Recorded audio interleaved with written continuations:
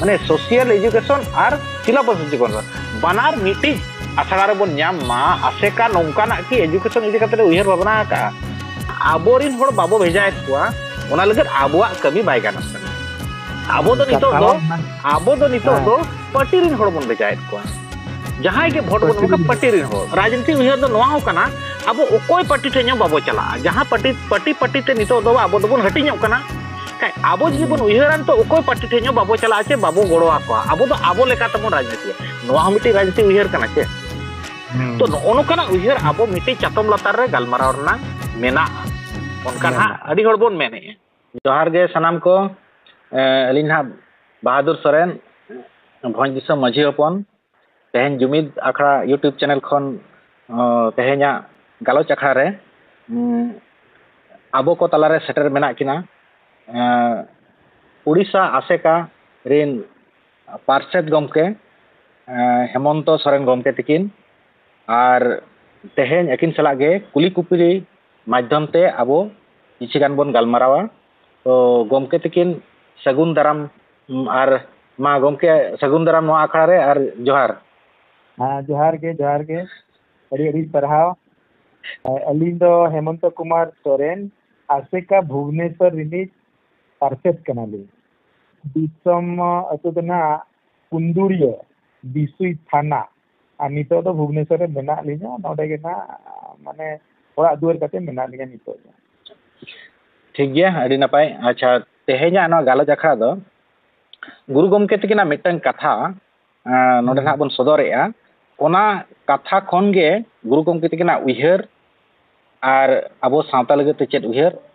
ओना उयहर और आबो नितो जहां सान्ताल अयुरिया को जहां मेना बोना संगठन रे चे जहां रेगे बन कमी कना सावता लहांती लगत आबोआ उयहर हो ओंडे बन तुला पेलया तो गुरु गमके तकिना जहां उयहर कना मिटन उयहर लेका तो मेना जे आमा ओरा लगत आमा दुवर लगत ओकोय हो बाय नेला आमगेम नेला और आमा जाति लगत आमा सावता लगत ओकोय हो बाय नेला आमगेम नेला तो नोआ जहां कथा किन मेन लेया तो नोआ कथा खोज बडाय कना आबोआ जाति चे आबोआ धर्म चे आबोआ सावता लगत तो आबोगे नेल हुया बना ओना लगत ते आबोआ सावता रेनांग जहां जनाम खोन गुजु धरिजा जहां गे सावता अरी कमी आबोआ माझी अरी के माझी परगाना अरी ते आबोआ सावता दोबन चलुइया और उनका गे आबो को जहां माझी हपन को चे आर हो जहां गे हा मेना बोना माझी रिन सपाप्ति कोते आबो हो नोंका गे संगठन माध्यम ते सावता रेनांग लहांती कमी रे आबो हबन जपड़ाव कना इखन नितो नेलो कना जतो होरगे आबो सावता रेनांग लहांती कमी रे बन जपड़ाव कना इखन आबो नेलो कना नितो दो अडिगान उयहर लेकाते संगठन बन बनाव का अडिगान एम ऑब्जेक्टिव लेकाते बन बनाव का कमी कना बन छुटो कना बन आदो नितो नेलो कना पाछे आबो दो ना उयहर पाछे बाय मिदु कान लेका नेलो कानते आबो नितो ना बाबो जुमिद दाय कना चे मिटन होरते बाबो तारामेया आदो नोआ इदी कातेत गे तेहेन दो ना नोआ होय आसेका खन जहां गमके तकिन मेना किना नुकिन ठेज खन किछि गे ना कुली आबो कुकली बन दोहया और अकिना तेला तलाते नोमा गालोचा बन तो गमके मासे अबिन नोडे लय बिन अबिन टिक आसेका रिनी मिटन अयुरिया लेकाते और सावता रिनी मिटन माझी हपन हो कना बिन आदो आबो नितो दो सावता रनांग जहां कमी आबो बन कमी कना संगठन माध्यम ते और आबो माझी अरी तो मिटन तबो आबो सिस्टम मेना एनखान आबो दो आसेका जे जहां संगठन बन मेना आबो दो सावता रिन तुलुज रिन होड़ कान गया तबन चे ओका हिसाब ते ना आबन संगठन रे दबन कमी कना बस संगठन ना कमी दो आबो दो सावता रेनांग लेकाते आर सावता रेनांग आर हो अडे कमी मेना सिखनत रेनांग कमी चे आबो नय बन मेना राजरी रेनांग कमी हुई का चे आबो जहां इकोनॉमिकली मिटे तबो केटेजो रेनांग जहां ओना कमी आसेका दो हां ओका लेकाना कमी होराय कमी कना अच्छा अबिना कुकली अड़ी नपाय दिया तो तेला हिसाब ते नोकाली मेनेया आसेका मा गुरु गमके तिना गांवता कना 1964 किन बेरेल लिया तो उनकी अकिन जहां लेका उयहर ताहे कना ओना उयहर तेगे आबोन तड़ाम का तब नितो बदल कना जे नितो सावता रे अडी आमदा उयहर माने हेज कना साथे जहां के अबिना मने रे ताहे कना जे कौड़ी दाड़े चितान रे हो मितान माने गालोच रे मेना चलका तबन हरा बुरुया अब दाड़े ᱚᱱᱠᱟᱱᱟᱜ ᱩᱭᱦᱟᱹᱨ ᱟᱵᱚ ᱛᱟᱞᱟᱨᱮ ᱦᱮᱡ ᱟᱠᱟᱱᱟ ᱥᱟᱶᱛᱮ ᱥᱮᱪᱮᱫ ᱢᱤᱫᱴᱟᱝ ᱟᱹᱠᱤᱱᱟᱜ ᱢᱚᱱᱮᱨᱮ ᱡᱟᱦᱟᱸ ᱛᱟᱦᱮᱸ ᱠᱟᱱᱟ ᱮᱛᱚᱦᱚᱵ ᱠᱷᱚᱱ ᱜᱟᱹᱢᱵᱷᱟᱹᱨᱤ ᱨᱮ ᱡᱟᱦᱟᱸ ᱠᱤᱱ ᱪᱟᱞᱟᱣ ᱞᱮᱱᱟ ᱮᱴᱠᱮᱴᱚᱬᱮ ᱠᱤᱱ ᱧᱟᱢ ᱠᱮᱫ ᱠᱷᱟᱱ ᱟᱹᱠᱤᱱ ᱠᱤᱱ ᱩᱭᱦᱟᱹᱨ ᱠᱮᱜᱼᱟ ᱵᱟᱝᱟ ᱥᱟᱱᱛᱟᱲ ᱪᱮ ᱟᱹᱫᱤᱵᱟᱹᱥᱤ ᱵᱟᱠᱷᱨᱟ ᱫᱚ ᱢᱤᱫᱴᱟᱝ स्क्रिप्ट दरकारा लिपि दरकारा उयहर से ओना भावना तेगे उनकिन अब किन बेनाव हटो आकवाद बना सेचे तो अडी ना जिनिस अकिना तलारे हेज अकना लाक्चार चितान रे नोआ को चितान रेगे अब होबन कमी कना सावतारे नितो चेलेका माने मझी अरी मेना ओना भित्री ते हो नवा नवा जिनिस अब खरते हुई बना जेन को जहाना के नितो गवर्नमेंट लेवल रे कम हुई कना ओना ग्राउंड लेवल रे ग्राउंड जीरो से सेटेरो कान खान आकोरी रिप्रेजेंट माने थ्रो तेगे ओना तो सेटेरो कना किंतु आबा मजी की जखन मेना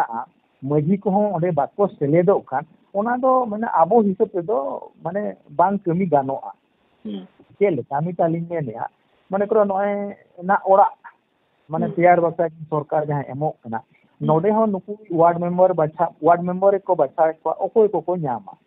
ओकोय को बाको न्यामा एमान जमाना कथा किंतु नोडे आबो दो अतु रे दो मजी के तबन हेड उनी के बाछा बना उनी के लैया ओकोय दो बिस्की रेंगे जा ओकोय माने ओकोय न्याम दरकार किंतु नोना जिनिस तो ओना भितरी रे बनो किंतु नोना हो आबो ओना तलारे अगुते हुई बना ए आबो अतु रे मजी ठेन अबिन चेन हो डाटा बाय नामोआ जे तीन गिद्रे को पढ़ाना तीन को चेकरी किया तीन माने ओका खन को माने ड्रॉप आउट किया को चेक प्रोफेसर मना को ओका से नाला तुमुल को चला कना चेक एटा नोंकाना रिकॉर्ड्स बनुआ किंतु नितो उयहर ना नोंकाना रिकॉर्ड से डेटा हो अकोठेन ताहेन दरकार कना तबे नंग चिके जे नो अतुरे माने ओका लेकान धारा नितो को बंचा कना जाक चाल को बगिया कना माने एमान तेमान तीन बखान जो माने बेबड़ी कमी को कमी कना जहां रे सावता जहां ओका बाय कुछ कना उनकाना कमी हो को कमी कना बांखान तो नवा नवा सिस्टम जहां तबन खर इदी कना नितो बेड़ा रे जेमन मिटांग प्राइस जम हो नितो दो मिटांग ओना दो मिटांग फंक्शन लेका हुइना आले जम मिटांग अतुरे हुइवा ओना बखा मेना पेड़ा चितान पेड़ा हर को हिजु आवड़ा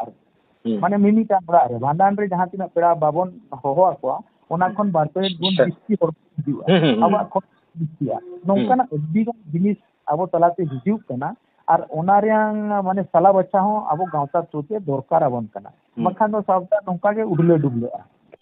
नोआ तो मिटांग माने आबो ये रे हिजु कना ओनाते आले उयहर का आले गांवता उयहर का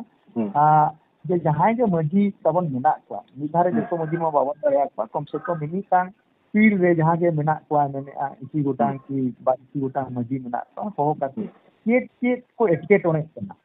और चेक माने challenge ako samang re hiju lagi tobe nang abo tabon susur daya जहां नितो abo माने हिसाब पे abo तबन मेना मजी एरी तबन चलुआ तो मजी एरी प्लस जहाना नो माने पैसा एक्ट ने 2006 में मिन बखान हाना मांग सिदा करे कोन मेन गे नोआ हो माने मजी एरी सला तो उन माने बाय पोरता केन का बाय पोरता कना पैसा एक्ट रे दो उनको जहां के इलेक्टेड रिप्रेजेंटेटिव मेना को उनको के तो मुख्य कर को और अब मजियारी सिस्टम रे अदुरे मजी के तबन हेड उनिया माने उनी के होहो आबने उनिया होहो माने होय माने लीडरशिप बखान चेयरमैनशिप तेगे अब डिसीजन बन अब ठौकया किंतु तारे तो उनका ना बनु और पैसा तो ग्राम सभा के मेनिया ग्राम सभा हेडेड बाय उनी ना वार्ड मेंबर बखान सरपंच नोनका एटकेटोने हिजना जहां की जदी माने सरकार जदी खोजो आ जहां कारखाना बखान जहाना माने ये बखरा माने खान जदी हासा कोई खोजो आ ताले Khan ako do Nona system से हासा दको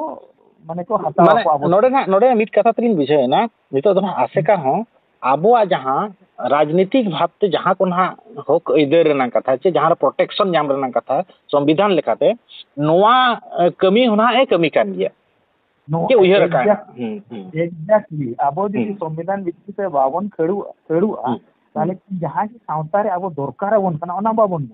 अभी नेलबिन सेचेत कथा सेचेत अब बन मेना ऑल चिकी तेबन सेचेत आबन किंतु ऑल चिकी एमो हो राजारी नहीं हर कान गया और नोआ हो जहां संविधान रे तबन मेना आर्टिकल 347 मिटा मेना 350 ए मिटा आर्टिकल मेना 350 ए रे दो मेना जनाम आड़ांग से जनाम परसी से जनाम स्क्रिप्ट से कम से कम प्राइमरी लेवल धरी दो ako हक पढ़ा लगी हक को नामा और ओना हक को नाम लेखान दो ako जहां फाउंडेशन अब जहां बन मेना ओना तको केतेज और नितो बेड़ा रे जहां रे हुए तो बेंगल रे नितो आको को नाम का जे एतो खन प्राइमरी स्टेज खन को हारा बुरु कना आको फाउंडेशन में केटे दिया माने बेंगल बाहरे खन उड़ीसा रे नितो हो ओना जिनिस ताबन बनु अनि ने जे आंगनबाड़ी रे जे ऑलचिकी ते को चेदो कना ओना हो बनु अनि जे जहां मिटांग ओना हो रेहिट धरी बांग कमी हुई कना छे रेहिट बाहिउ कना एकदम ओना हो माने सिस्टम बेकार गया जहां सेंट्रल गवर्नमेंट माने स्कीम रे जहां सर्व शिक्षा अभियान ओना हो पूरा फेल गया हां ओनाते अब बन खोजो कना रेहिट धरी माने इंफ्रास्ट्रक्चर साउते जहां के आको दरकार आको मास्टर को हिसाब जोतो ठीक तहन नांग दे अपन गिद्रे दो ओना को अच्छा माने ना नोआ होय जहां ना अबो नोना को जहां बन मेनेया गुरु गमके तना उयहर इदी कते अबो जीवन कमी आछे बन तो ओना उयहर ते बन चला एनखा दो नोआ ना अबो नोय जहां संविधान अधिकार ना छे राजरी रेनांग जहां जिनिस नोआ हो अबो सावरे हुया बना छे नोआ हो साला हुया बना नोआ को दना बाबो एरेड दाड़े मेन कथा तो नोआ का नितो ना होय आदि नितो ना नोआ गे अलिन यार मिटी कथा नोआ लिन चला जहां कना आसे करना ना जहां जुतुन के बड़ाय कना आदिवासी सावता सेचेत लाक्चर सेमले माने आदिवासी सोशियो एजुकेशन ना चे सोशियो एजुकेशन कल्चरल एसोसिएशन अदो नोआ हिसाब ते ᱧᱩᱛᱩᱢ हिसाब तमा हे कना ना आदिवासी कोआ सावता सेचेत माने सोशियो एजुकेशन आर कल्चरल एनका नोडे दो ना एजुकेशन जहां ओला कना सावता सेचेत अदो नोआ सावता सेचेत लेनांग एजुकेशन हिसाब ते चेत नोंकाना कमी होराय कमी कना चे अबिना नोआ जहां एजुकेशन मिटे जहां मिटन कथा मेन लेखान दो जदि नोडे आरहो मिटे हापड़ामा मिटे कथा लांग संगे नोगा मिटेन दो हुइका नोआ दो अबो दो बाबा साहब आम्बेडकर नुकिन मिटन कथा अकिन मेन का अकिन बन बड़ाय गया एजुकेट ऑर्गेनाइज आर एजिटेट नोआ ना माने दो हुइयो कना माने जुमित कते लड़ाई माने ऑर्गेनाइज कते जदि अबो बन लड़ाईया ओना लगे तो सिखनत दो जरूरी कना अड़ी लक्तियाना कना बिना सिखनत कते अबिन ऑर्गेनाइज कते बबिन लड़ाई किया एनका नोडे दो नोना सिखनत जहां सावतारी सेचेत माना आसेका सेनते चे गुरु गमके उयहर हिसाब ते नोमा आसेका कमी कान गया ना चे चेत कोई कमी कना आर आबो जहां आरो एजुकेशन एजुकेटेड दो मेनते दो ओका लेकाना कमी कना चे एजुकेशन इदी कते आसेका आर चेत कोई कमी कना एन आबो बाबो एजुकेट लेन खाय दो बाबो ऑर्गेनाइज दाड़ेया चे बाबो ऑर्गेनाइज कते बाबो लड़ाई किया जुमिद ओरना जहां कथा बोन मेने चे मतलब बिना एजुकेटेड तो बाबो जुमिद किया कथा दना ओडे के मेनावो कना तो नोआ इदी कते आसेका एजुकेशन इदी कते चेत कोई कमी कना माने उड़ीसा आसेका जहां ना रायरंगपुर आसेका मिटी ब्रांच कना चेत को उनका कमी होरा को उयहर का चे ना लहाय ये कमी कना एजुकेशन इदी कते चे एजुकेशन ना माने तो ना अबिन हिसाब ते चेत कना सावतारी से चे आर हो चेत एजुकेशन मेनते तो ना बिन बुझा ओना इदी कते मा कथा दो अबिन आबो जखन बन कमी कना सावता आर सेचेत तो सावता रे नितो आबो सावता रे जदि लिटरेट बन मेना अली माने हायर एजुकेशन बली मेना लिटरेट बन मेना ताले खान दो लिटरेट तबन तो माने कम गया किंतु ओना बांगा तो जे बांगा नुकु को मुरुक गया मेनते नुकु तो बाको जुमिदोआ के बाको चेत किया ओना बाबन मेन किया मुरुक होड़ हो सावता रे जहां अरी मेना अरी केना को बडाया सिकी होड़ हो सावता रे अरी को जहां मेना ओना बाको बडाया अब हम मुरुक होड़ ठेन चला हुआ हो अबिन जदि सेकेरो अब अबिन भेमुरिया के दरकार ओना सापा अब बाबन बाबन ᱧᱟᱢᱟ माना दे के पारवा ये लिखा माने हुई संग हुई के मानते मना बाबन बड़ा बापला बिहार रे के लिखा बोंगा बुरु को हुई अना बाबन बड़ा तो मुरुक को ठन अडी गान जिनिस मेना आबो ठन अडी गान जिनिस मेना तो उनको ठेन के आरो जिनिस दरकार के सिखने दरकार खान आरो सावता बेस धरा को तोल रकाब दाड़िया उनकाना जिनिस आबो हबन लय को कना के को शॉर्टकमिंग मेना के लिखा देखा ओना सोलहेआ ओना हबन लय को कना प्लस जहां एजुकेशन आबो माने नालहा तुमल के ओरा दुआ नासना केटेजोआ ओना धारा हो साप तेगे हुया बना तो ओका धारा से खान आबो बन लाहा केटेजोआ आबो ओना के ना आबो दोबन पांतेआ आ नितो धविते जहां ना संविधान करे को ओलका बखान दिसम प्रा दो बांग नोआ माने सिंगल दिसम बतला तो बांग ना धरती जगत करे मिटांग माने जेती दो मिटांग यूनिट लेका को इडिया का को और ओना जेती हिसाब से जे गोटा यूरोप तो भाग चबा कना उनका के आबो ठन हो ना एकेटोने मिलो कना ओना तो सोले बकरा के माने आबो दोबन कमी कना आ नितो धबिते जहां को बन कमी कना नितो धबिते माने फॉर्मल एजुकेशन मतलब गवर्नमेंट लेवल से जहां को एजुकेटेड एक हुआ ᱚᱱᱟ ᱫᱚ ᱟᱹᱰᱤ ᱢᱟᱱᱮ ᱠᱚᱱফᱤউᱡᱤᱝ ᱜᱮᱭᱟ ᱪᱮᱫᱟᱜ ᱥᱮ ᱢᱤᱢᱤᱫᱴᱟᱝ ᱵᱮᱲᱟ ᱨᱮ ᱟᱵᱚ ᱥᱟᱱᱛᱟᱲᱟᱜ ᱯᱟᱹᱨᱥᱤ ᱟᱨ ᱢᱟᱱᱮ स्क्रिप्ट ᱫᱚ उड़िया ᱚᱱᱟ ᱛᱮᱦᱚᱸ ᱢᱟᱱᱮ ᱵᱟᱠᱚ ᱤᱭᱟᱹ ᱪᱮᱫ ᱪᱮᱫᱟᱜ ᱥᱮ ᱟᱹᱰᱤ ᱜᱟᱱ ᱟᱲᱟᱝ ᱱᱚᱝᱠᱟᱱᱟᱜ ᱟᱵᱚᱣᱟᱜ ᱢᱮᱱᱟᱜᱼᱟ ᱚᱱᱟ ᱢᱟᱱᱮ उड़िया ᱢᱟᱱे स्क्रिप्ट ᱨᱮᱫᱚ ᱵᱟᱝ ᱚᱞ गानोगा तब हम आड़ांग दो बाय रकाब किया अब दोबन सानताड़ गिद्रे दो ऑलचिकी बांखान दो निश्चय पुष्टे चौके सिंह बाको चेक किया ओनाते आले ले कमी कना केजी खन माने आंगनवाड़ी खन पीजी धबी से ऑलचिकी चोते को सेचे दो मा जहां सेचे दो समाज को सानताड़ गिद्रे ओनाते को सेचे दो नितो धबी से ओडिशा रे up to class 5 खाली नोआ दो खाली नितुम लेका मेना क्लास ग्रेजुएट खन पीजी लेवल ग्रेजुएट तायम ग्रेजुएट तायम ग्रेजुएट लेवल और पीजी लेवल रे मेना ताला रे जहाना मेना माध्यमिक और हायर सेकेंडरी उच्च माध्यमिक नोटे तो सांतार पे आतो चिन्ह ये बनु आदो आले अभिभाले माने ले सरकार सला ले न्यापम कना ले गलबराव का ले जे नोआ नोआ जहां गैप मेना माने माध्यमिक उच्च माध्यमिक रे हो सांतार से माने एतोहब रेदो नितो बेड़ा रे जदि एटागा सब्जेक्ट बांग रे हो हम तो माने परसी से एमआईएल मॉडर्न इंडियन लैंग्वेज तो पढ़ाव ना माने नोना अच्छा बा ठीक है नोआ अडी नापाय अच्छा नोडे हान का आसे करना उइहर मिटेई सिखनत इदी काते मिटेई बडायन गया माने आबो सांतार जहां ना परसी ते जहां ओलो पढ़ाव हुआ ओना दो ओल चिकी तेगे आबो निष्ठ निष्ठ बोन पढ़ाव मा चे गिदरे को पढ़ाव अच्छा नितो तो जहां बन मेने ठीक है सांताड़ा जहां के ना सांताड़ आड़ांग ते जहां ना आबो सेचेत ना दरकार कना बाका सावतारी सेचेत आबो लाय लाक्चार ना जहां के कथा सांताड़ आड़ांग ते सांताड़ परसी ते ओल दो ओल चिकी ते ओलो मा ओना हिसाब ते ना गुरु गमके ते ना उयहर हो ओना दो आबो दो ओल चिकी पासना मेनते आसेका थ्रुत ना बोन कमी कान गया ओना दो मिटी केना सावतारी सेचेत लगे दो ओल चिकी ते जदि आबो सांताड़ लाय लाक्चार बोन पढ़ाव एन खाय दो ओल चिकी तेगे आबो दो ओना दो ओल हुई आबो ना पुष्ट पुष्ट नोआ दो ना मिटी सावतारी सेचेत कना आर मिटी सेचेत जहां बिन मेन किया मिटी सेचेत दो जहां आबो ना ओल पढ़ाव काते तो डिग्री को नाम काते आबो मेटंग नो लाज असुलो लगत चे माराम माराम चक्री को डॉक्टर इंजीनियर बनाव लगत नोआ हो मिटी सेचेत कान गया तो ओना हिसाब ते नोआ दो नोआ रनांग मीडियम दो ओल चिकी छाड़ा काते एटा चिकी ते होबन नामेत गया तेबन नाम दाड़े कान गया ओना हो तो शिक्षा शिक्षित कान गया माने ज्ञान अर्जन रनांग जे अकिल नाम रनांग दो नोआ पुथी जहां हुकना सिलेबस एजुकेशन जहांते डिग्री बोन नामया डिग्री नाम कते चक्री बोन नामया ओना दो मिटे सिलेबस एजुकेशन का तबो आर जहां सावतारी सेचेत जहां चे नितोगा एजुकेशन सिस्टम रे आबो दो बाबो नामया जहां चे गुरु गमके ते उयहर हिसाब ते ओना दो सांताड़ी ते आबो ऑल चिकी ते सावतारी सेचेत जहां लेकाना बापला रे ना चेत हुयो कना भांडान रे चेत हुयो कना बोंगा बुरु तबो चेत कना आबो आचार व्यवहार चेत कना ओना जे सावतारी सेचेत सामाजिक शिक्षा नोआ इदी कते गुरु गमके जहां किन उयहर का कि आबो नितो जदि आबो सावता एटा डहार ते चला कन खाय दो नोआ शिक्षा बाबो नामया सावतारी सेचेत नितो एजुकेशन सिस्टम रे बाबो नामया आदो नोआ इदी कते अबिन ना नोआ दो एजुकेशन आपे जहां ना आसेका खो पे मेनेया ओना मा बिन मेन केत गया ठीक गया आदो आबो की नोआ एटा मीडियम ते पढ़ाव कते डिग्री नाम नोआ डिग्री नाम कते चक्री बोन नामा नोआ इदी कते आसेका चेत उयहर भावना मेना जे ओल चिकीते आबो सावतारी सेचेत नाम लगत गताय कुरुमुटु मेना चिकाते मिटे हिउ का नेल बिन शिक्षित माने दो ना एजुकेटेड और लिटरेट ओना दो बार बार भिने भिने जगह कना मिटे बांग पढ़ाव ते हो उनी दो शिक्षित दाड़े एजुकेट दाड़े मिटे जहां लेका ना उनी धई बुढ़ी उनी तो बाय पढ़ाव कना एन रहो शिक्षित गया मुरुक दो बाय मुरुका उनी ओना इदी कते शिक्षिता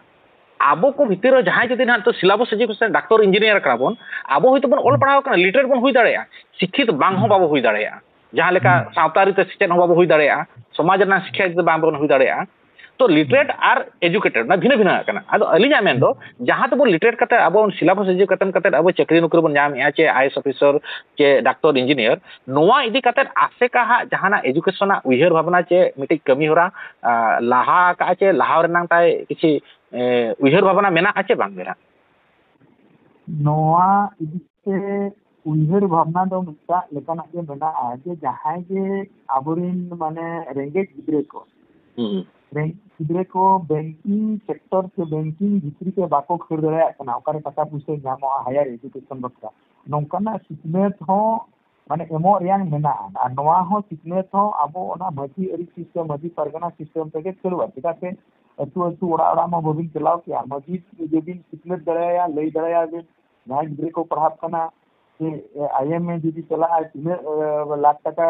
ᱧᱟᱢᱚᱜᱼᱟ ᱛᱤᱱᱟᱹᱜ ᱥᱩᱫ ᱪᱮᱫ ᱜᱮᱨᱮᱱᱴᱟᱨ ᱪᱮᱫ ᱵᱚᱱᱫᱚᱠ ᱪᱮᱫ ᱠᱚ ᱠᱚᱨᱟᱣ ᱦᱩᱭᱩᱜᱼᱟ ᱮᱢᱟᱱ ᱛᱮᱢᱟᱱᱟᱜ ᱟᱨ ᱱᱤᱛᱚᱜ ᱢᱟ ᱢᱟᱱᱮ ᱵᱮᱝকিᱝ ᱥᱮᱠᱴᱚᱨ ᱠᱷᱚᱱ ᱢᱟ ᱡᱚᱛᱚ ᱨᱚᱠᱚᱢ ᱥᱤᱠᱷᱱᱟᱹᱛ ᱵᱟᱠᱷᱨᱟ ᱜᱮ ᱯᱩᱭᱥᱟᱹ ᱧᱟᱢᱚᱜ ᱠᱟᱱᱟ ᱯᱩᱭᱥᱟᱹ ᱛᱮᱫᱚ ᱯᱩᱭᱥᱟᱹ ᱵᱟᱠᱷᱨᱟ ᱫᱚ ᱢᱟᱱᱮ ᱯᱩᱭᱥᱟᱹ ᱵᱟᱝ ᱧᱟᱢᱚᱜ ᱛᱮ ᱡᱮ ᱜᱤᱫᱽᱨᱟᱹ ᱵᱟᱠᱚ ᱯᱟᱲᱦᱟᱣ ᱫᱟᱲᱮᱭᱟᱜᱼᱟ ᱚᱱᱠᱟᱱᱟᱜ ᱡᱤᱱᱤᱥ ᱟᱵᱚ ᱛᱟᱞᱟᱨᱮ ᱟᱞᱚ ᱦᱤᱡᱩᱜ ᱢᱟ ᱯᱩᱭᱥᱟᱹ ᱫᱚ ᱵᱮᱝকিᱝ ᱥᱮᱠᱴᱚᱨ ᱨᱮ ᱢᱮᱱᱟᱜᱼᱟ ᱢᱟᱱᱮ ᱟᱢ ᱡᱩᱫᱤ ᱤᱪᱪᱷᱟᱭ ᱠᱷᱟᱱ ᱫᱚ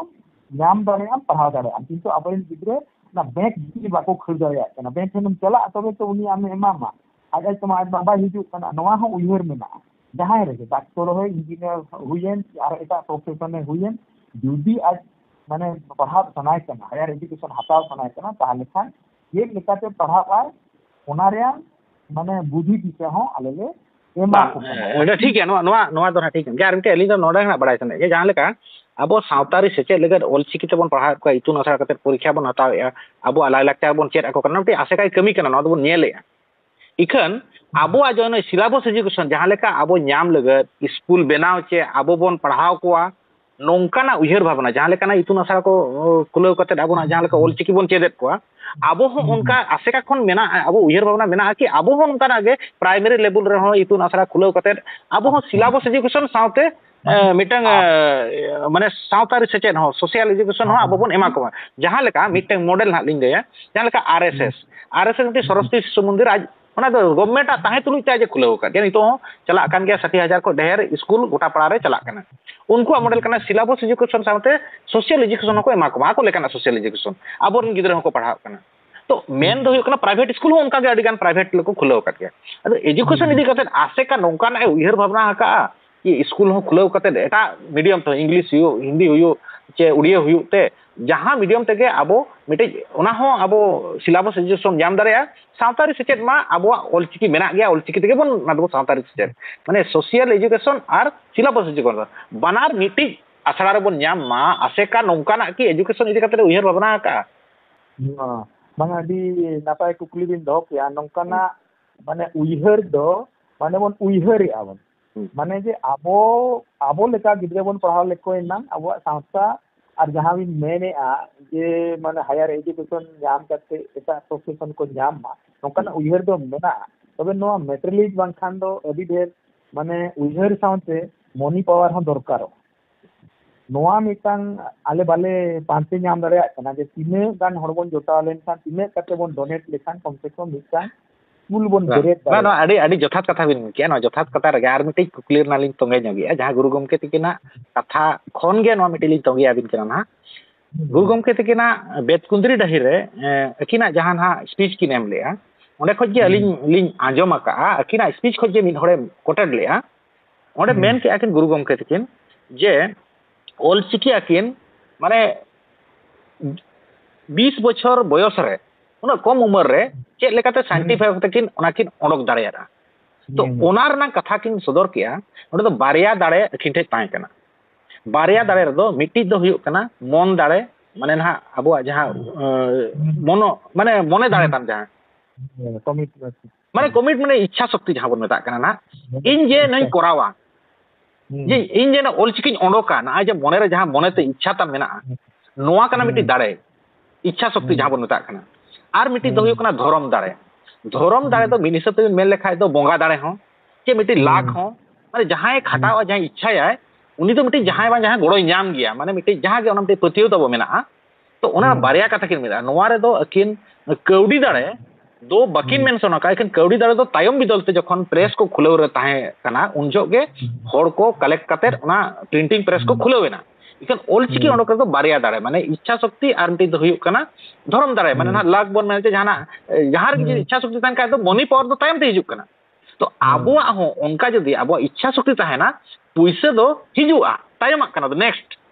जहां लेका आबो हो जदी बन इच्छा लेखा दो उनका अडी होर मिठे दे जहां उनको सरस्वती शिशु मंदिर को बनाव का रहो टक्का दो पैसा दो बाय नाम कना कमी एहब लेखा दबिन कइते जहां के बुधिना हिजुक गया पैसा रना हो आदो अलिन नोडेलिन मेना आबो आदो ना नितो दो ना उयहर गे नितो बाबो बन उयहर जे आबो हो नुका लक्ति कना तापर उयहर कते बन कमी लेखा दो जहाना बांग जहाना होर दो हिजुक गया के आबो आदो सावता रे उना चेहरा केटे ताबो कौडी मुरई रनांग मेटन सिस्टम सेदाय हपड़ाम खो ताहे कना जहाँ के सावता रनांग कमी अब तो कौडी मुरई जहाँ के ना मिटे कतेत बोन ओना सावता रना बोन कमी है तो अब हो जुदी मझी अरी सिस्टम ते नौका के बोन सिस्टम किया जे अब नो स्कूल बोन खुलवा जे आबोरन गिद्रा अब बोन पढ़ाव कोआ बांग खाय एजुकेशन दो ना हुई कना सावतारी सेचेत दो अब बोन पढ़ाव कोआ आर सिलेबस सेचेत मा सरकार माध्यम खो गे आदि नापाय सिस्टम मेना बाखाय दो बांग खाय दो अब ओंडे बेस लेका बोन पढ़ाव ᱧᱚᱜ कोआ तो एटलिस्ट नोआ बोन उयहर लेखाय दो अब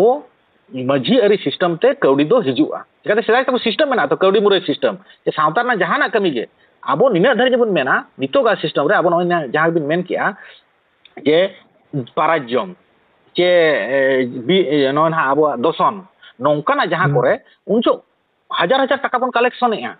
माने 50,000 1 लाख टाका उंडे हुयु कना बन खर्चा गिडी का कना ओना दो खर्चा गिडी गे दिकु को इदी का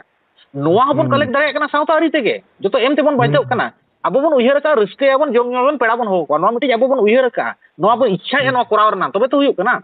उनका के जदी अब हो जदी बन इच्छा या नो अब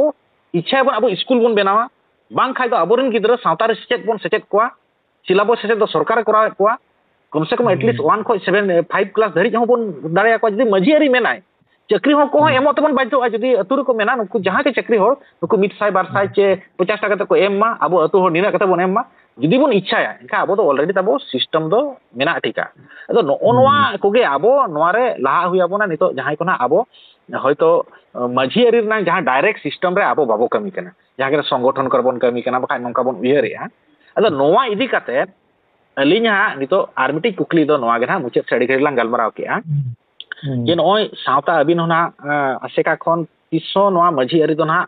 बाद दो बबिन बादाका मझी अरी सिस्टम तालते गे सावता दो लहा नोआ प्रतिय मेना आर सनाम हर दो ना सिस्टम रे हर कना बन आदो नितो दो आबो नोआ सिस्टम तालाते चे लेका रे आबो नोआ एजुकेशन रेनांग जहां आबो सिस्टम चे अरी आबो सावता रे बनु अना सेदाय आबो आदो सावता अरी दो चे लेका ओलो पढ़ाव रेनांग दो मझी अरी को दो बाको ओना दायित्व दो बाबो एमा को अरी रे बनु अना तनो एजुकेशन मिटिज भिना पाटना नो ना जहां स्वाधीन परे आबो मिटिज बन एजुकेटेड कना ओलो पढ़ाव कना बन तापर उनका के हुई कना राजरी हो आबो स्वाधीन टाइम रे संविधान बेराम खा आबो हक अइदारी नाम आबो ओंडे चला रना हक नाम नोआ बन नाम किया उना मरांग रे आबो सावता अरी दो जहां चे मझी अरी होड़ दो को चलू अगु का चे नितो हो जनाम खो गुजु धरजा को कमी कान गया के ओंडे हो आबो राजनीति दो नो ना उना दो तायम ते हुई कना तो आ नितो नो आबो लक्ति रनांग बुझाव कना आ नोय कौडी हो चेत लेकाते आबो कौडी बो नोआ को स्कूल खुलाव लगे चे आबो लाहांती लगे दो कौडी अडी दरकार ऑल चिकी पासनाव लगे हो चे आबो लाहांती लगे का नोआ को दो आबो सावता अरी रे बनु अना नोआ सावता अरी रे आबो होयतो बोलो हुया ओंडे साबाव हुया बोना ओना सावता अरी रे आर बांखा दो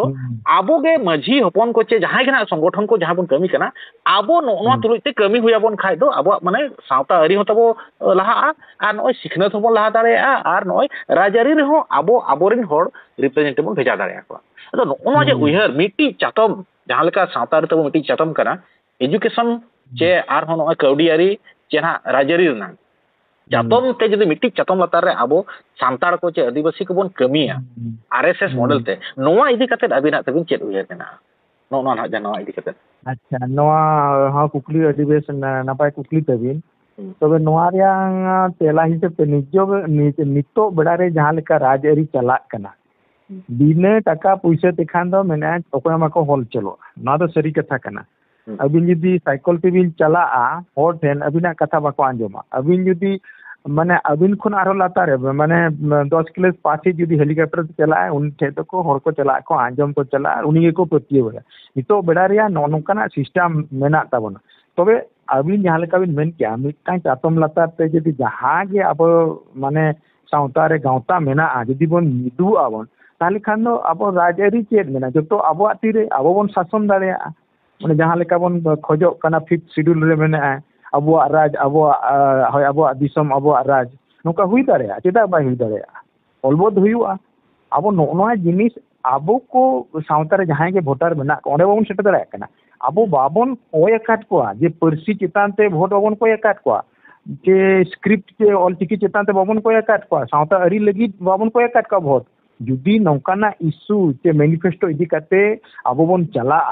जे बाबू नोआ चितान रे मा आपे चेलका राय पे में आले ले तिंगुन कना इनी तिंगुन कना नोआ ते इशू और नोआ जुदी इशू ते जुदी इन पे दाड़े ओचेन कान ताले कान जहां चला असेंबली चला पार्लियामेंट चला ताले कान नोआ चितान रे कमी तबन हुयुआ nongkana kokoy nito dho jobon koy aka ar okoy national party che regional party node nasli iset miti hi kana abo nito ge hana sur din re noy odisha re election huina kichi gotang aborin candidate noa ko ol katen hoko em ki achika rod katen hoko menea ᱤᱧ ᱫᱟᱲᱮ ᱦᱚᱪᱚᱧ ᱯᱮ ᱤᱧᱟᱹᱜ ᱴᱟᱠᱟ ᱦᱚᱸ ᱡᱟᱦᱟᱸᱧ ᱧᱟᱢᱟ ᱢᱟᱱᱮ ᱱᱟᱦᱟᱜ ᱥᱚᱨᱠᱟᱨ ᱠᱷᱚᱱ ᱵᱮᱛᱚᱱ ᱞᱮᱠᱟᱛᱮ ᱚᱱᱟ ᱦᱚᱸ ᱥᱟᱶᱛᱟ ᱨᱤᱧ ᱫᱟᱱᱟ ᱟᱨ ᱤᱧ ᱱᱤᱛᱚᱜ ᱤᱧ ᱠᱷᱚᱨᱪᱟᱭᱮᱫ ᱜᱮᱭᱟ ᱟᱨ ᱤᱧ ᱯᱩᱨᱟᱹ ᱥᱚᱢᱚᱭ ᱤᱧ ᱮᱢᱟ ᱱᱚᱝᱠᱟ ᱫᱟᱲᱮ ᱞᱮᱱᱠᱷᱟᱡ ᱮᱱᱠᱷᱟᱡ ᱫᱟᱲᱮ ᱞᱮᱱᱠᱷᱟᱡ ᱫᱚ ᱱᱚᱣᱟ ᱯᱟᱹᱛᱭᱟᱹᱣ ᱟᱵᱚ ᱦᱚᱲ ᱴᱷᱮᱡ ᱵᱟᱭ ᱦᱮᱡ ᱞᱮᱱᱛᱮ ᱱᱤᱛᱚᱜ ᱵᱟᱠᱚ ᱫᱟᱲᱮᱭᱟᱜ ᱠᱟᱱᱟ ᱚᱱᱠᱟᱱ ᱠᱚ ᱟᱫᱚ ᱤᱧᱟᱹᱜ ᱢᱮᱱ ᱫᱚ ᱟᱵᱚ ᱡᱩᱫᱤ ᱱᱚᱣᱟ ᱯᱟᱹᱛᱭᱟᱹᱣ ᱠᱟᱹᱢᱤ ᱢᱟᱫᱽᱫᱷᱚᱢ ᱛᱮ ᱱᱤᱛᱚᱜ ᱚᱱᱠᱟᱱᱟᱜ ᱵᱚᱱ ᱠᱟᱹᱢᱤᱭᱟ ᱡᱟᱦᱟᱸ ᱟᱵᱚ ᱤᱞᱮᱠᱥᱚᱱ ᱨᱮ ᱪᱮ ᱡᱟᱦᱟᱸ ᱟᱵᱚ ᱥᱟᱶᱛᱟ ᱨᱮ ᱱᱤᱛᱚᱜ ᱟᱵᱚ ᱠᱷᱚᱨᱪᱟ ᱥᱟᱱᱟᱭᱮᱫ ᱵᱚᱱᱟ ᱪᱮ ᱠᱟᱹᱢᱤ ᱥᱟᱱᱟᱭᱮᱫ ᱵᱚᱱᱟ ᱠᱟᱹᱢᱤᱭᱟᱵᱚᱱ ᱮᱱᱠᱷᱟᱱ ᱦᱚᱲ ᱟᱵᱚ ᱴᱷᱮᱡ ᱯᱟᱹᱛᱭᱟᱹᱣ ᱦᱤᱡᱩᱜᱼᱟ ᱛᱟᱠᱚ ᱟᱫᱚ ᱱᱚᱣᱟ ᱫᱚ ᱢᱤᱫᱴᱤᱡ ᱱᱤᱛᱚᱜᱟᱜ ᱥᱤᱥᱴᱮᱢ ᱛᱮ ᱟᱵᱚ ᱫᱚ ᱵᱟᱵᱚ ᱪᱟᱞᱟᱣ ᱠᱮᱫᱟ ᱱᱩᱱᱟᱹᱜ ᱜᱟᱱ ᱫᱚ ᱦᱟᱸᱜ ᱥᱟᱶᱛᱟᱨᱤ ᱞᱟᱹᱜᱤᱫ ᱫᱚ ᱵᱟᱞᱟᱝ ᱜᱟᱞᱢᱟᱨᱟᱣᱟ ᱱᱚᱣᱟ ᱞᱟᱹᱜᱤᱫ ᱫᱚ ᱟᱹᱰᱤ ᱜᱷᱟᱹᱲᱤᱠ ᱞᱟᱜᱟᱜᱼᱟ ᱚᱠᱟ ᱞᱮᱠᱟᱛᱮ ᱟᱵᱚᱨᱮᱱ ᱦᱚᱲ ᱵᱚᱱ ᱵᱷᱮᱡᱟ ᱫᱟᱲᱮᱭᱟᱠᱚᱣᱟ ᱢᱮᱱ ᱫᱚ ᱦᱩᱭᱩᱜ ᱠᱟᱱᱟ ᱟᱵᱚᱨᱮᱱ ᱦᱚᱲ ᱵᱟᱵᱚ ᱵᱷᱮᱡᱟᱭᱮᱫ ᱠᱚᱣᱟ ᱚᱱᱟ ᱞᱟᱹᱜᱤᱫ ᱟᱵᱚᱣᱟᱜ ᱠᱟᱹᱢᱤ ᱵᱟᱭ ᱜᱟᱱᱚᱜ ᱠᱟᱱᱟ ᱟᱵᱚ ᱫᱚ ᱱᱤᱛᱚᱜ ᱫᱚ ᱯᱟর্টি ᱨᱮᱱ ᱦᱚᱲ ᱵᱚᱱ ᱵᱷᱮᱡᱟᱭᱮᱫ ᱠᱚᱣᱟ ᱡᱟᱦᱟᱸᱭ ᱜᱮ ᱵᱷᱳᱴ ᱵᱚᱱ ᱮᱢᱟ ᱯᱟর্টি ᱨᱮᱱ ᱦᱚᱲ ᱟᱨ ᱵᱟᱠᱷᱟᱡ ᱫᱚ ᱯᱟᱨᱥᱚᱱᱟᱞ ᱡᱟᱦᱟᱸᱭ ᱜᱮ ᱤᱱᱰᱤᱯᱮন্ডেন্ট ᱫᱟᱲᱮᱭᱟᱜ ᱠᱷᱟᱱ ᱟᱡᱟᱜ ᱛᱮ ᱟᱡ ᱞᱮᱠᱟᱛᱮ ᱵᱟᱨᱭᱟ ᱱᱚᱰᱮ ᱞᱤᱧ ᱞᱟᱹᱭᱟ ᱵᱟᱨᱭᱟ ᱨᱮᱱᱟᱜ ᱮᱠᱡᱟᱢᱯᱚᱞ ᱱᱤᱭᱟᱹ ᱫᱷᱟᱣ ᱞᱤᱧ ᱢᱮᱛᱟᱵᱤᱱᱟ ᱡᱟᱦᱟᱸ ᱠᱟᱛᱷᱟ ᱱᱚᱰᱮ ᱵᱤᱱ ᱢᱮᱱ ᱠᱮᱜᱼᱟ ᱡᱮ ᱟᱵᱚᱣᱟᱜ ᱵᱤᱱᱟᱹ ᱯᱩᱭᱥᱟᱹ ᱛᱮᱫᱚ ᱟᱵᱚ ᱫᱚ ᱵᱷᱳᱴ ᱨᱮ ᱵᱟᱵᱚ ᱫᱟᱲᱮᱭᱟᱜᱼᱟ ᱯᱩᱭᱥᱟᱹ ᱫᱚ ᱚᱵᱚᱥᱥᱳᱭ ᱞᱟᱜᱟᱣ ᱠᱟᱱᱟ ᱯᱩᱭᱥᱟᱹ ᱫᱚ ᱥᱟᱶᱛᱟ ᱠᱷᱚᱱ ᱠᱚ ᱮᱢᱟ ᱠᱚ ᱟᱨ ᱟᱹᱵᱤᱱ ᱠᱚ ᱫᱟᱲᱮ ᱵᱤᱱᱟ ᱱᱚᱣᱟ ᱨᱮᱱᱟᱜ ᱫᱚ ᱵᱟᱨᱭᱟ ᱮᱠᱡᱟᱢᱯᱚᱞ ᱢᱮᱱᱟᱜᱼᱟ ᱢᱤᱫᱴᱤᱡ ᱟᱹᱫᱤᱵᱟᱹᱥᱤ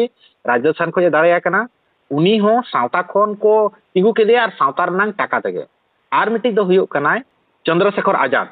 ᱱᱩᱭᱟᱜ ᱫᱚ ᱟᱵᱚ ᱥᱟᱶᱛᱟ ᱠᱷᱚᱱ 1 টাকা 10 টাকা ᱯᱩᱭᱥᱟᱹ ᱮᱢ ᱠᱟᱛᱮ ᱵᱷᱳᱴ ᱠᱚ ᱮᱢᱟ ᱫᱮᱭᱟ ᱟᱨ 1,80,000 ᱛᱮ ᱫᱟᱲᱮᱭᱮᱱᱟᱭ राजकुमार रथ हो उनका के सावता खोज को तिंगु के आज दो बाय तिंगु कना सावता रिन होड़ को मेताय कना आम तिंगुन में आम भोट ले एमा आज को गोड़ो आदे टाका पैसा ते आ जतो को गोड़ो आदे उनी दाड़ायना टाका दो टाइम ते हिजु आइकन आबो आइछे आबोरिन होड़ सावता रिन होड़ भेजा आबो मिटी ना उयहर लगाव बोना आबोरिन होड़ बाबू भेजा को आबो बाय कमी ना तो सरी कथा कना आदो नोकाना गे अडिगान राजती उयहर तो मेना गया अडिगान नो दो नो को गे आबो मिटी चातम लतार रे उयहर रनांग ताबो मेना आचे मिटी चातम लतार रे आबो बोन नो बोन कमिया नोडे आर मिटी कथा नोआ दो हुयु कना अबिन नोका बिन उयहरिया तो संगठना मिटी अरी मेना जहां संगठन जहां ना तो प्रेसिडेंट मेना बिना ओंडेना बायलो ते हुई दाड़े अबिन दो राजारी रे बबिन सेलेक्ट किया नोआ मिटी हुई दाड़े बायलो अली नितो चक्री रे नय बा नो अली मिटी सरकारी चक्री रे मेना लिया अली नितो राजारी रे मा बलिन सेलेक्ट किया इखर राजारी रे बांग सेलेक्ट काते रहो नोआ जे उयहर चे नोना मिटी कमी रे अलिन हो बलिन पार्टिसिपेट के कना जे राजनीति तिन उयहरा चे नोका आबोरिन होड़ भेजारना नोवार नो दाव बनु आचे उनकाना स्कोप बनुना इखन ओने बार-बार मिना आरएसएस रे दो मिटी चक्री होड़ हो आरएसएस रे मिटी सदस्य हुई दाड़ेया मिटी पॉलिटिशियन हो आरएसएस रे सदस्य हुई दाड़ेया उने दो बाको रजिस्टर तो ताको बांग कना माने रोन रजिस्टर सामाजिक संगठन कना तो आबो हो नोका जहां लेका मझी अरी के आबो मिटी बिना रजिस्टर मेना ओनारिन होड़ आबो चे नवा संगठन होड़ हो आबो राजारी रे चे नोंकाना बहो होड़ चातम लतार रे नितो हिजु दरकार कना चक्री होड़ हो चक्री कतर सावता तुलते राजनीति मा आबो मा बाबो बोलक गया मिटी संगठन रे कतन हो अबिन हुई दाड़ेया आबो जदी सावता खोज को भेजा बिना संगठन बिन हुई दाड़ेया चे मझी बिन हुई दाड़ेया चे पारगाना बिन हुई दाड़ेया चेदा बाबिन चलाव के गया बिन तो ओनुकाना आबो मिटी उयहर नवा बदल हुयु लेकाना बोले बुझाउ कना नोंकाना आबोते राजनीति उयहरना राजनीति आबोन पार्टी रे बोन चला नवा दो बोलिन मेने राजनीति उयहर नीति कथा दो हुयु कना आबो राजनीति उयहर दो नवा हो कना आबो ओकोय पार्टी ठेño बाबो चला जहां पार्टी ते नितो दो आबो दो बोन हटिño कना काय आबो जदि बोन उयहरान तो ओकोय पार्टी ठेño बाबो चला आचे बाबो गोड़ो आको आबो दो आबो लेका तमोन राजनीति नवा मिटी राजनीति उयहर कना चे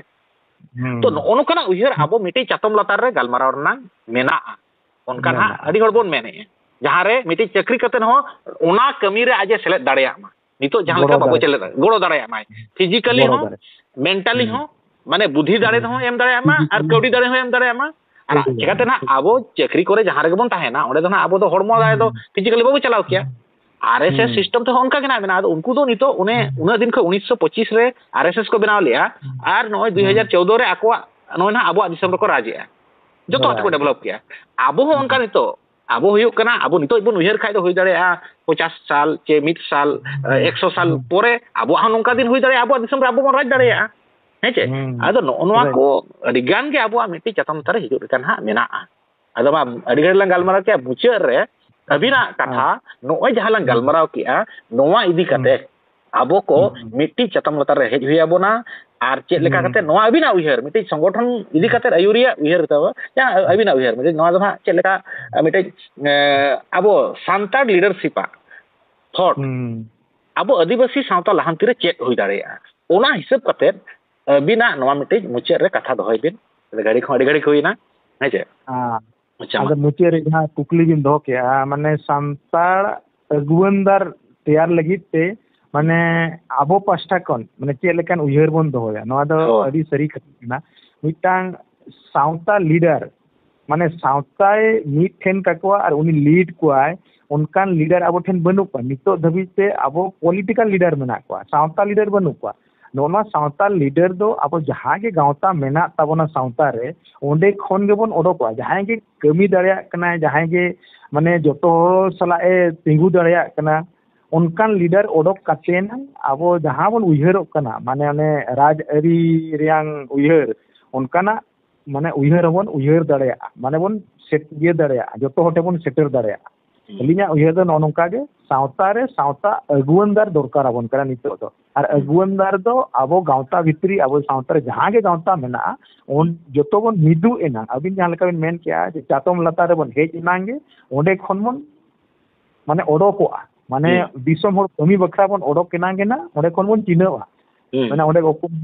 মানে অকয় বুসগ কনায় কালোট কনায় সাড়ি কনায় চেট কনায় উনকা আবিন যদি সাঁওতারিন হর বখরা বিন কমিয়া তাহলে খান সাঁওতারিন লিডার দুবিন কে আতারেয়া ইনে গেনা আলিয়া উইয়ার দো উনকা গেনা হ্যাঁ বা আডি নাপাই আবিন তেহেন সময় বিন এম কিয়া আর নোডে না আলিন মুচার রে নিয়া কথা লিন দহয়য়া মিটা নোয়া আলিন কথা মিটা দহ কাতে লিন মুচাদিয়া যে abo jahan leka doctor ko mena ko doctor category reho okoy ko chana adigan specialist mena ko okoy do bone specialist heche okoy do child specialist okoy do na arho chili gyno specialist onka ge medicine specialist onka na doctor bitiro miti specialist mena ko mane noa ha onkar system ate miti doctor kana mate joto rogi do bai des tare ko heche ona part mena abo ho jodi sautare kami huya bona abo nito do chet leka gauta bon benaw ka che jahan gena organization kon benaw ka abo nyelok kana abo ke joto abon kamiya miti gauta aj rajari na laraw hoy kamiya शिक्षण रना होय कमिया धर्म रना होय कमिया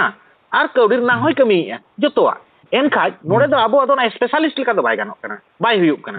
आदो आबो को नितो दो known का भिना भिना कमी जहां लका एजुकेशन लगत ते दो आबो एजुकेशन मेटन संगठन जे मिड लेकाना संगठन मिड हर उनको दो कमिया एजुकेशन लगत को कमिया तारा दो को कमिया राजरी तो मना राजरी लेका के जहां लेका आरएसएस को आता को तो बीजेपी का उनको तो राजरी के उनको तो शिक्षण रना को बको नेला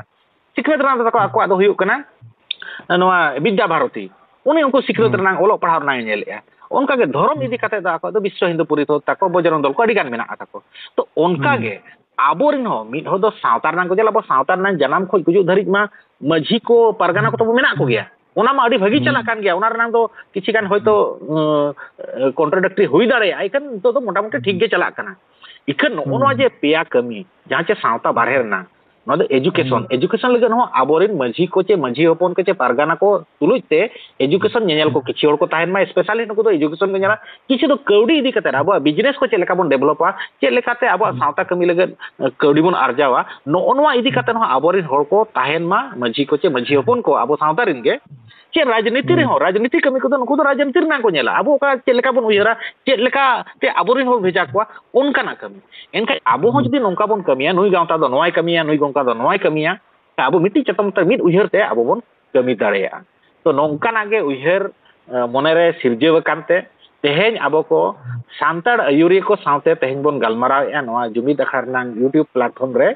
आ नोंका गे तोंगे ताहेना अरे सुर दिन रे आबो को मिठेन दुरुब काते माझी अरी सिस्टम तेगे आबो जहां तबो सिस्टम मेना नोआ सिस्टम रे ते माझी अखड़ा रे दुरुब काते नोंकाना बिचार आबोन मिट्टी चातम ओका चातम रे बन आबो बन कमी किया ओनकाना हापेन दिन रे मिट्टी दुरुब ना बन कुरुमुटुया आर मा तबे तेहेन दो गमके अडी अडी सरहाव अडी दामाना समय बिन एम किया अलिन सला आर सावतारिन होर हो जहां गे ना नोआ कथा को आंजोमेआ उनको हो